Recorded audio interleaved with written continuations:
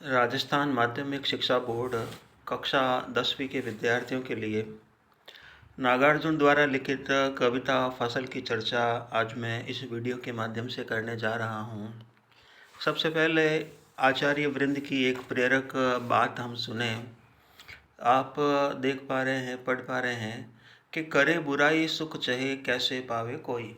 संसार का वह व्यक्ति जो किसी का बुरा करके सामने वाले से सुख की अपेक्षा रखता है तो उसे सुख कैसे मिलेगा, यानी सुख किसी भी स्थिति में नहीं मिलेगा।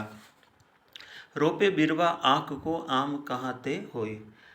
बुराई करने के बाद सुख किसी भी हालत में नहीं मिलेगा। ये बात ठीक इसी उदाहरण से समझ सकते हैं कि कोई व्यक्ति अगर आग का बीज बोता है और उस पर आम के फल पाने की कोशिश करना चाहता है, इच्छा रखता है, तो जैसे आग के पौधे पर आम के फल नहीं मिलते, वैसे बुराई करने पर सुख मिलने वाला नहीं है। शुरुआत करते हैं फसल कविता के माध्यम से। कवि नागार्जुन क्या कहना चाह रहे हैं, किस उद्देश्य से आपने वो कविता लिखी है, तो सबसे पहले यही आपके सामने स्क्रीन पर क्या बताना चाहा, यानी इस कविता के माध्यम से रचनाकार ने क्या स्पष्ट करना चाहा है, तो आपके सामने उत्तर भी है। उन्होंने ये स्पष्ट करना चाहा कि प्रकृति व मानव के सहयोग से ही विकास संभव होता है। ये बताने के लिए इस कविता को रचनाकार ने लिखा है।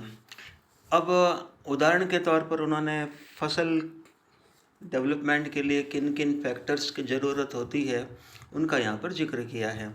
तो फसल के लिए उपयोगी जीवन तत्वों को बताना रचनाकार का एक दूसरा गौण उद्देश्य हम कह सकते हैं। रचनाकार ने संकेत किया इस कविता के माध्यम से कि फसल के होने के लिए नदियों की जल राशि का होना जरूरी है, यानी जल तत्व, किसानों की मेहनत है, मिट्टी का गुणधर्म है, सूरज का प्रकाश है, हवा का अंश है। इन संपूर्ण चीज़ों का होना फसल के होने का आधार बनता है। तो प्रकृति व मानव के सहयोग से ही डेवलपमेंट संभव है। इस बात को उजागर करने के लिए मूल अंश के रूप में आपने जो कुछ लिखा है, आइए विद्यार्थियों आप अपना ध्यान केंद्रित करें इस पर। रचनाकार ने मूल अंश के रूप में कहा कि फसल एक के नहीं, दो के नहीं, ढेर सारी नदियों के पानी का जादू। सबसे पहले रचनाकार ने यह कहने की कोशिश की है कि फसल नदियों के पानी का जादू है, चमत्कार है, प्रभाव है। क्या स्पष्ट करना चाहा है रचनाकार ने? रचनाकार ने यही संकेत करना चाहा है कि जितनी भी नदियां हैं उन जितनी भी नदियां, उन सभी नदियों के किनारों पर उपजाऊ मिट्टी है, खेतिहर ज़मीन है। तो उस खेतिहर ज़मीन में किसान क्या करते हैं, फसल बोते हैं और नदियों की जल राशि से उसे बड़ा करते हैं। तो फसल के होने का पहला आधार हो गया जल तत्व। तो जल तत्व फसल के होने का मुख्य आधार है। इसी बात को इंगित करने के लिए रचनाकार ने कह दिया कि फसल पूरे विश्व में कहीं पर भी हो, भारतवर्ष में कहीं पर भी हो, वह एक नदी के जल का जादू नहीं है, अपितु अनेक नदियों के जल राशि का जादू है। यानी जहाँ जहाँ नदी होगी वहाँ आसपास के खेतों के माध्यम से किसान क्या करते हैं, जो फसल बोते हैं, नदियों की जल राशि से उस फसल को बड़ा करके फसल के सुख को प्राप्त करते हैं। तो कहीं ना कहीं पहला एक अनिवार्य फैक्टर तत्व बताया है जल राशि। और एक ही बात कही है कि अनेक नदियों की जल राशि के योगदान से ही फसल का होना सुनिश्चित होता है। फसल के सजीवता का आधार नदियों की जल राशि बनती है।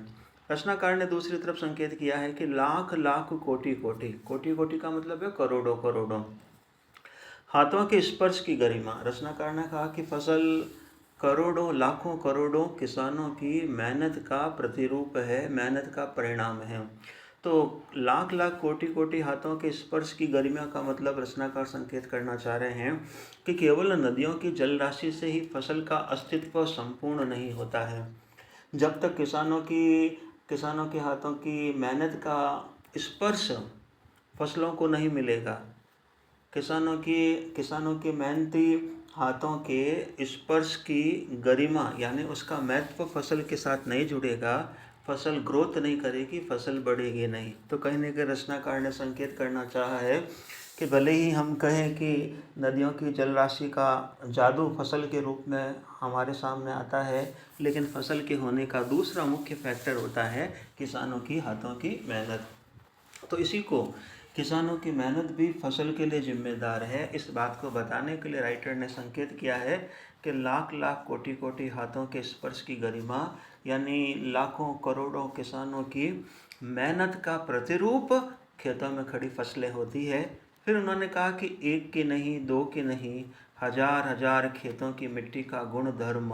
अब रचनाकार ने तीसरा फैक्टर बताया है कि फसल हजारों प्रकार की मिट्टियों के गुण धर्म का प्रतिरूप है। यानी कहीं न कहीं रचनाकार यह संकेत करना चाह रहा है कि अलग अलग प्रकार की मिट्टियों में अलग अलग प्रकार की फसलें होती है और उन मिट्टियों के माध्यम से खनिज पदार्थों को उपयोगी और जीवन देने वाले तत्वों के रूप में फसल ग्रहण करती है और उन्हीं मिट्टी के माध्यम से उन फसलों का पोषण होता है, उन्हें भोजन जैसी चीज़ें, उत्तम चीज़ें प्राप्त होती है।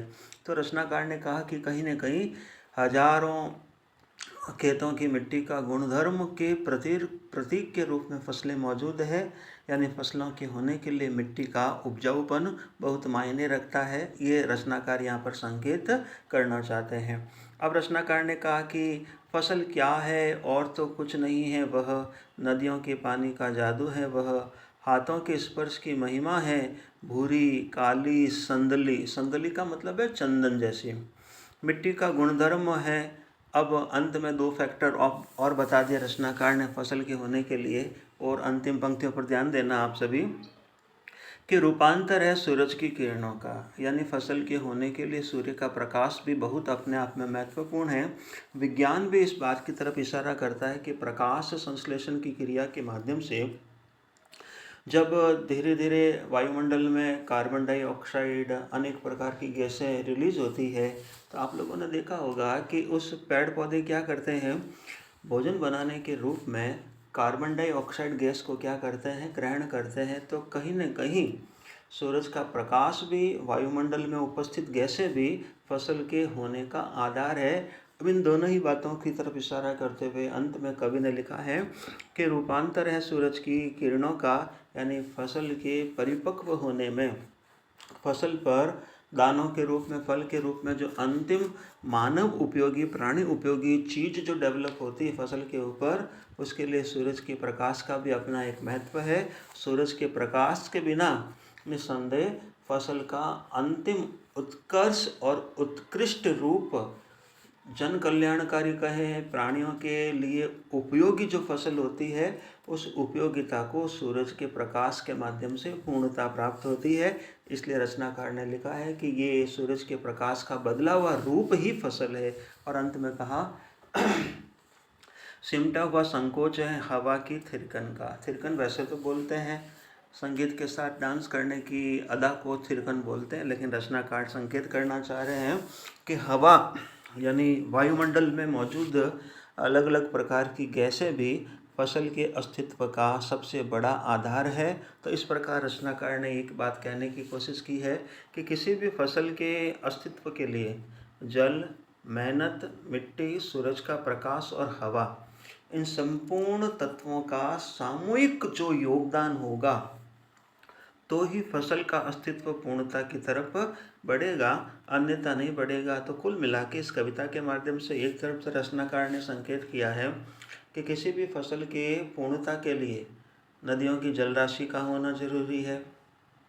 नंबर 2, लाखों करोड़ों किसानों की मेहनत का होना जरूरी है। नंबर 3, अलग अलग प्रकार के गुणधर्म को लेकर जो मिट्टी मौजूद है खेतों में, उसमें जो पोषक तत्व, खनिज पदार्थ मौजूद है, उनका होना मिट्टी के लिए ज़रूरी है। इसी के साथ सूर्य के प्रकाश और हवा, इन दो अन्य फैक्टर्स का भी होना जरूरी है, तभी किसी प्रकार की फसल पूर्णता को क्या करेगी, परिपक्वता को, पूर्णता को प्राप्त करेगी। तो रचनाकार ने कहीं न कहीं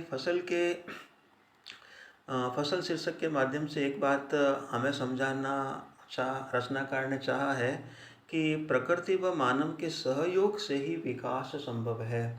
कोई मनुष्य ये सोचे कि वह जो डेवलपमेंट करना चाह रहा है उसमें केवल उस मनुष्य के मानव समाज के अकेले योगदान से कोई डेवलपमेंट संभव है, तो ऐसी सोच रखना मूर्खता का प्रमाण है। क्योंकि जब तक प्राकृतिक तत्वों का मानव श्रम के साथ योगदान नहीं होगा, प्रकृति और मानव दोनों सहयोग नहीं करेंगे, तब तक विकास संभव नहीं होगा। और इसी बात को रचनाकार ने समझाने के लिए फसल कविता में नदियों की जलराशि, खेतों की मिट्टी के गुणधर्म, सूर्य का प्रकाश तथा हवा, इन पर्यावरणीय तत्वों के साथ साथ लाख लाख कोटि कोटि हाथों के स्पर्श की गरिमा, इस पंक्ति से संकेत किया है कि फसल के होने के लिए पर्यावरणीय तत्वों के साथ साथ मेहनत करने वाले किसानों की मेहनत भी एक वजूद रखती है, एक इम्पोर्टेंस रखती है। इसी बात को रचनाकार ने समझाया है।